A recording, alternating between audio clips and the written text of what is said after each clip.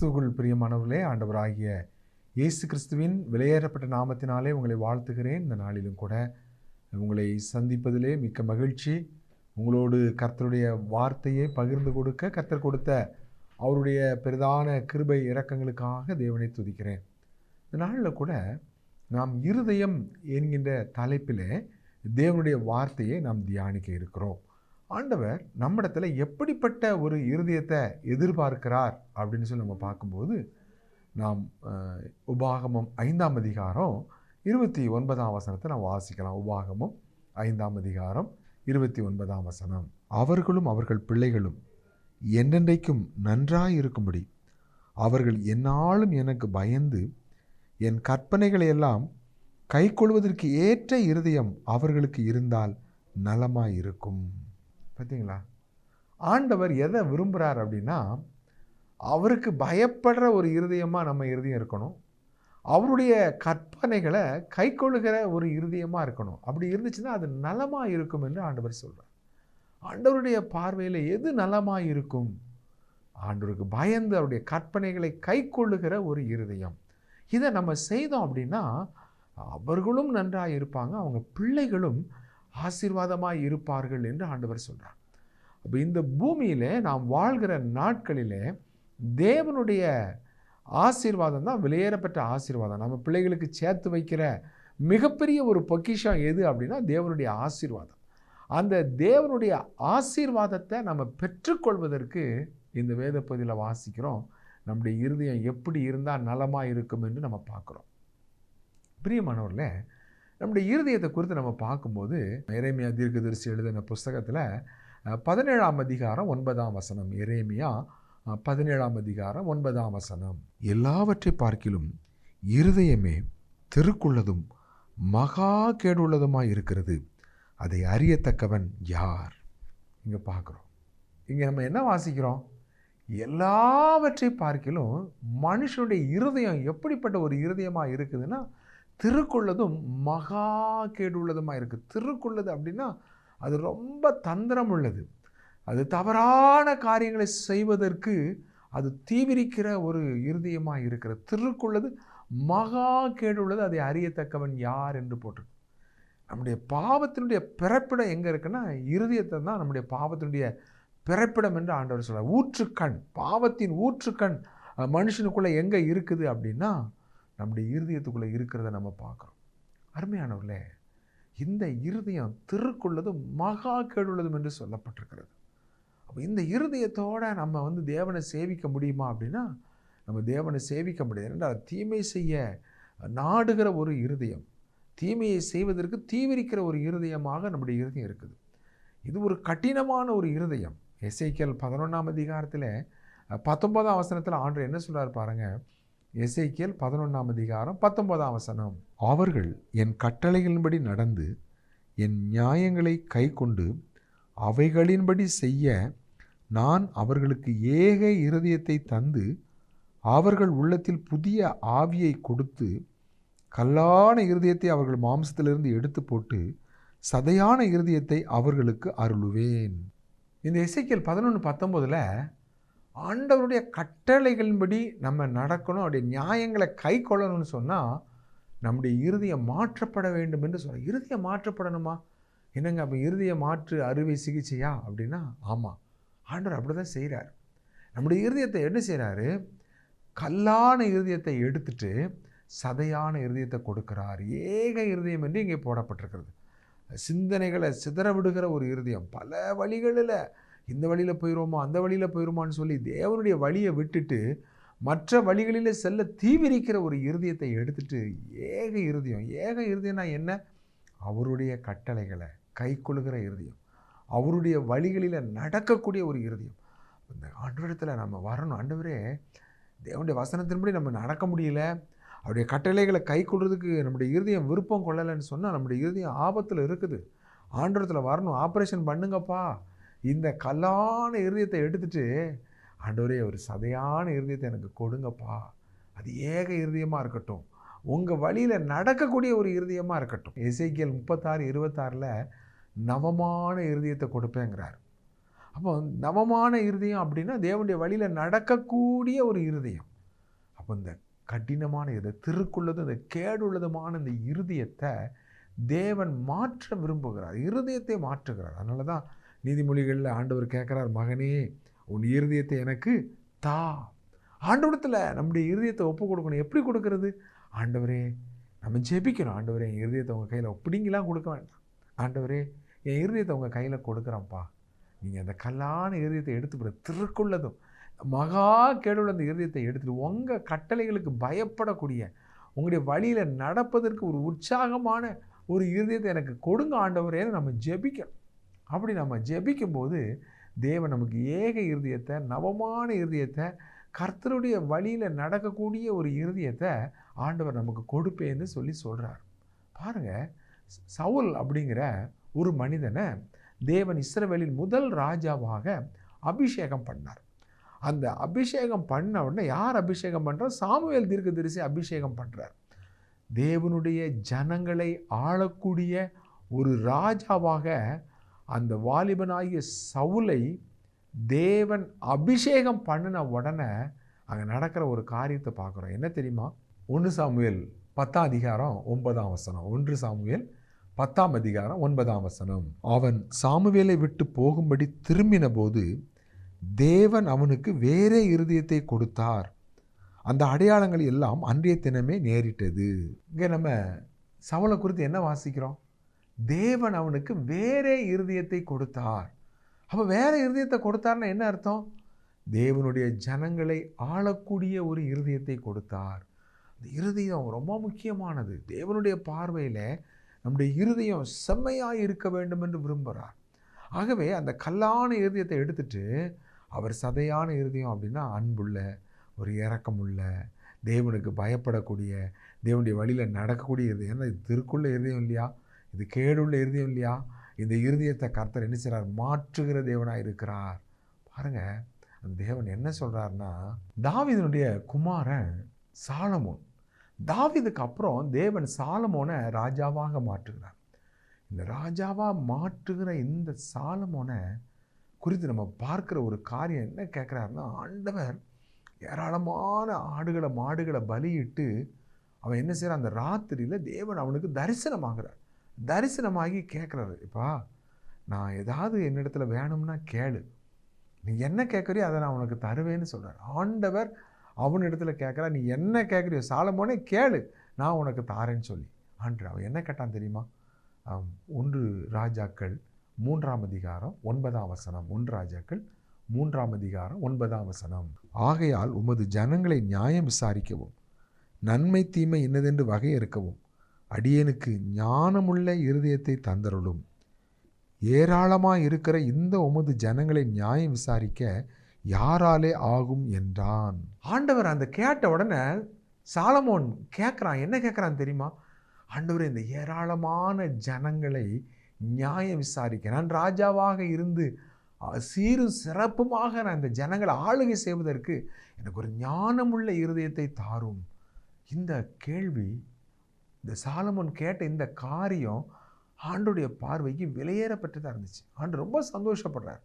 சந்தோஷப்பட்டு என்ன சொல்கிறார் தெரியுமா? 12 ஆண்டு, நீ ஞானமுள்ள இருதயம் இல்லை, ஞானமும் உணர்வும் உள்ள இருதயம். ஞானமுள்ள இருதயம் மட்டும் இல்லை, உணர்வும் உள்ள இருதயத்தை உனக்கு தந்தேன் அப்படின்னு அந்த 1 ராஜாக்கள் 3:12 சொல்கிறார். அப்போ உணர்வுள்ள இருதயம் அப்படின்னா என்ன அப்படின்னா, சிலர் பார்த்தீங்கன்னா எவ்வளவுதான் பாவம் செஞ்சாலும் தப்பு செஞ்சாலும் அதை தப்புன்னே நினைக்க மாட்டாங்க. அவனுடைய இருதயத்தை கடினப்படுத்திட்டு போயிட்டே இருப்பாங்க. உணர்வில்லாத அந்த இருதயம் இருளடைந்து போய் இருக்கும். உணர்வுள்ள இருதயம் என்று நம்ம இங்கே வாசிக்கிறோம். இந்த உணர்வுள்ள இருதயம் ஒரு மனுஷனுக்குள்ளே இருந்துச்சுன்னு சொன்னால், அந்த மனிதன் தேவனுக்கு விரோதமான ஒரு காரியங்களை செய்யும்போது அவனுடைய இருதயம் அவனை வாதிக்கும். ஐயோ, இது நம்ம செய்கிறது தப்பு. நம்முடைய இருதயமே நம்மளை குற்றவாளிகளாக தீர்க்கும். அதாங்க உணர்வுள்ள இருதயம். உணர்வில்லாத ஒரு இருதயமாக இருந்துச்சுன்னா ரொம்ப ஆபத்து. எவ்வளவு தப்பு பண்ணாலும், எவ்வளவு பாவம் பண்ணாலும், இதெல்லாம் தப்பு இல்லைங்க, இதெல்லாம் அவங்க செய்யலையா இவங்க செய்யலையா, இதெல்லாம் உலகத்தில் சகஜங்க, இப்படிலாம் இல்லைன்னா பிழைக்க முடியாதுங்க, இப்படிலாம் இல்லைன்னா வாழ முடியாது, இப்படி பல காரியங்களை சொல்லிட்டு கடந்து போயிட்டே இருக்கிறது. இது இல்லைங்க, இது இல்லை. உணர்வுள்ள இருதயம் நாம் எங்கே வாசிக்கிறோம்னா, நம்ம அந்த தாவீதுடைய வாழ்க்கையில் தான் அதை வாசிக்கிறோம். 2 சாமுவேல் 24 10ஆம் வசனத்தை வாசிக்கலாம். 2 சாமுவேல் 24ஆம் அதிகாரம் 10ஆம் வசனம். இவ்விதமாய் ஜனங்களை எண்ணின பின்பு ராஜாவின் இருதயம் அவனை வாதித்தது. அப்பொழுது தாவீது கர்த்தரை நோக்கி, நான் இப்படி செய்ததினாலே பெரிய பாவம் செய்தேன். இப்போதும் ஆண்டவரே, உமது அடியானின் அக்கிரமத்தை நீக்கிவிடும். நான் மகா புத்தியனமாய் செய்தேன் என்றான். அப்போ அங்கே பாருங்க, தாவீதுனுடைய வாழ்க்கையில் சாத்தான் அவனை வஞ்சிக்கிறான், ஏமாத்துறான். ஜனங்களை தொகையிடணும்னா அதுக்கான ஒரு ஒழுங்கு வழிமுறைகளை தேவன் அங்கே உபாகமத்தில் சொல்லி வச்சிருக்கிறார். என்ன செய்யணும், என்ன செய்யக்கூடாதுன்னு. இவன் யோவாப் எவ்வளவோ தடுத்து பார்க்குறான். வேண்டாம், ஜனங்களை எண்ணிக்கை செய்ய வேண்டாம், தொகையிடுதல் சென்சஸ் கணக்கு வேண்டாம் அப்படின்னு சொல்லி பார்க்குறான். ஆனால் சாத்தான் வஞ்சித்துட்டான். சாத்தான் ஏவி விட்டது என்று நம்ம வாசிக்கிறோம். நம்முடைய வாழ்க்கையிலும் கூட சாத்தானுடைய வேலை என்ன அப்படின்னா, தேவனுடைய கோபத்தை நம்ம பெறுவதற்கு ஏதுவாக நம்மளை தூண்டி விடுவது சாத்தானுடைய வேலை. அதன் மூலமாக நம்ம தேவனிடத்தில் அடி வாங்கணும், அதை பார்த்து சாத்தான் சந்தோஷப்படணும். அப்படிப்பட்ட ஒரு காரியம் இங்கே நடக்குது. என்ன நடக்குது? ஜனங்களை எண்ணி தொகையிடுகிற ஒரு காரியம். ஒவ்வொரு கோத்திரங்களையும் எவ்வளோ பேர் இருக்கிறாங்க அப்படின்னு சொல்லி வெளிப்படையாக பார்த்தா இதெல்லாம் தப்பாங்க அப்படின்னு சொல்லி தெரியும்.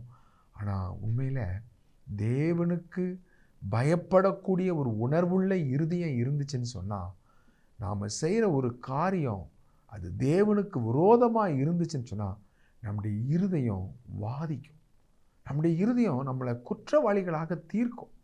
நீ செஞ்சது தப்புன்னு சொல்லி அதை மழுக்கக்கூடாது. தாவீது என்ன செய்தான்? அங்கே நாம் வாசித்த இந்த 2 சாமுவேல் 24:10 அவனுடைய இருதயம் அவனை வாதித்ததுனால அவன் என்ன செய்கிறான் பாருங்க, நான் மகா புத்தியனமாய் செய்தேன், ஆண்டவரே என் பாவத்தை மன்னியும்னு சொல்லி ஆண்டவரிடத்தில் மன்னிப்பு கேட்கிற ஒரு தாவீதை பார்க்குறோம்.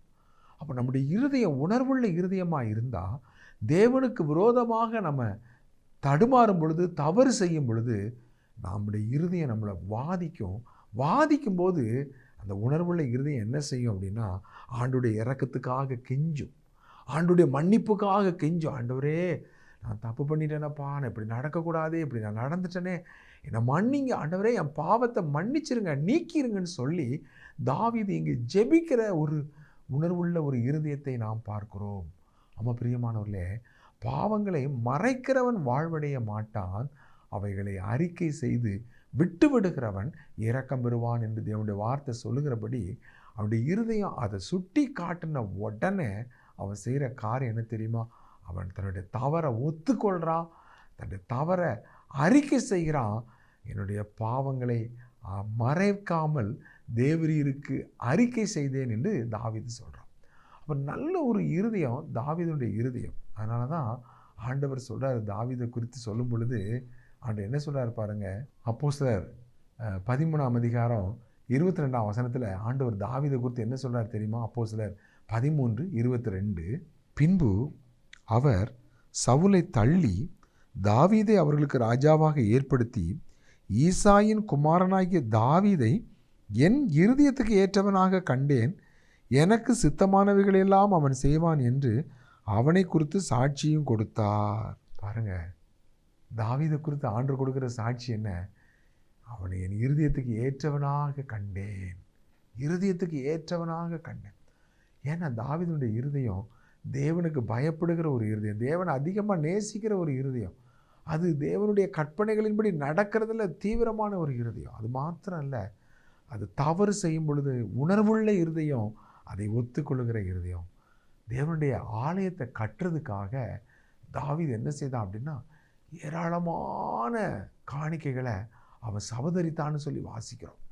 உண்மையிலே தாவீது அந்த கடற்கரை மணலை போல மணலத்தனையாக அவன் பொன்னையும் வெள்ளியையும் வெண்கலத்தையும் இரும்பையும் மரங்களையும் அவன் சபதரித்தான். அவனுடைய இருதயம் தேவனுக்காக கொடுக்கக்கூடிய ஒரு இருதயமாக இருந்தது.